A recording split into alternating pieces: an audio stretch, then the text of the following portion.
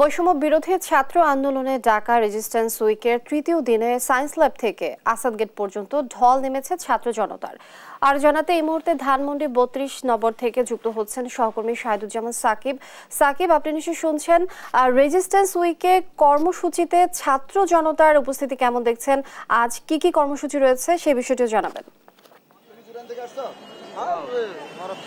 লিনিয়া, আপনি জানেন যে সপ্তাহব্যাপী রেজিস্ট্যান্স উইকের অংশ হিসেবে আজকে তৃতীয় দিন। আজকে কিন্তু সারা দেশের মতো রাজধানীর বিভিন্ন পয়েন্টে ছাত্র জনতা অবস্থান নিয়েছে।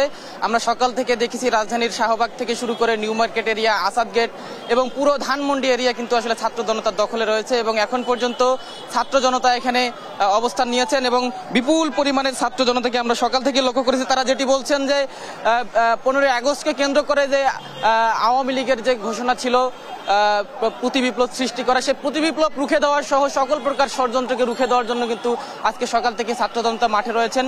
আমরা দেখেছি বৈষম্য বিরোধী ছাত্র আন্দোলনের সমন্বয়করা থেকে শুরু করে ঢাকা শহরের বিভিন্ন শিক্ষা প্রতিষ্ঠানের শিক্ষার্থীরা কিন্তু এখানে উপস্থিত হয়েছেন।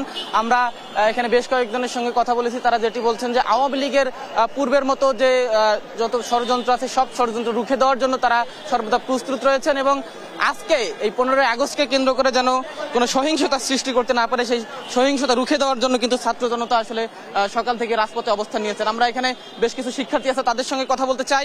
আপনারা তো সকাল থেকে এখানে রয়েছেন, আসলে কেন রয়েছেন, আপনাদের কি বলেন? আপনারা জানেন যে বৈষম্য বিরোধী ছাত্র আন্দোলনের যে সাপ্তাহিক যে কর্মসূচি দেওয়া হয়েছে 4 দফা কর্মসূচি, তারই অংশ হিসেবে আমরা লক্ষ্য করেছি বিগত 5 আগস্ট আমরা এই ফ্যাসিস্ট সরকারকে যে অভ্যুত্থানের মাধ্যমে আমরা তাদেরকে একটা গণ অভ্যুত্থানের মাধ্যমে আমরা তাদেরকে পরাজিত করেছি। পরাজিত করার পরে আমরা ইতিমধ্যে লক্ষ্য করেছি ফ্যাসিস্ট সরকারের প্রধান খুনি শেখ হাসিনা তিনি দিল্লিতে বসে সারা বাংলাদেশের আওয়ামী লীগদের, স্বেচ্ছাসেবক লীগ, যুবলীগ, ছাত্রলীগদের একত্রবদ্ধ হয়ে আজকে তারা বলেছিল তারা নাকি ধানমন্ডিতে এসে আজকের ঐতিহাসিক দিনে 15ই আগস্টে নাকি তারা এসে তারা এখানে শ্রদ্ধা দিতে চায় বঙ্গবন্ধুর প্রতি। কিন্তু আমরা যারা বৈষম্য বিরোধী ছাত্র আন্দোলনের সাথে আছি তারা আমরা জানি আমরা 4 দফা আন্দোলনের সাথে 4 দফা দাবি নিয়ে আমরা সকল ষড়যন্ত্র রুখে দেওয়ার জন্য আমরা সকলে একতাবদ্ধ আছি এবং আমরা এখানে সারাদিন অবস্থান করব।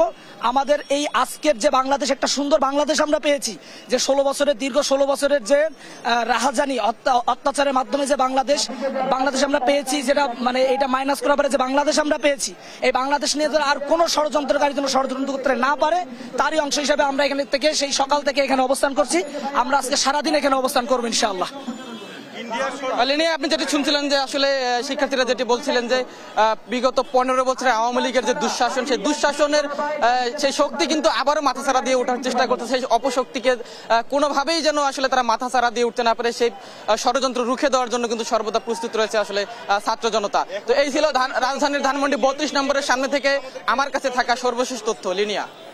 সাকিব, অসংখ্য ধন্যবাদ আপনাকে। দর্শক, রেজিস্ট্যান্স উইকে কর্মসূচিতে ছাত্র জনতার উপস্থিতি এ বিষয়ে বিস্তারিত জানাচ্ছিলেন সহকর্মী সাকিব।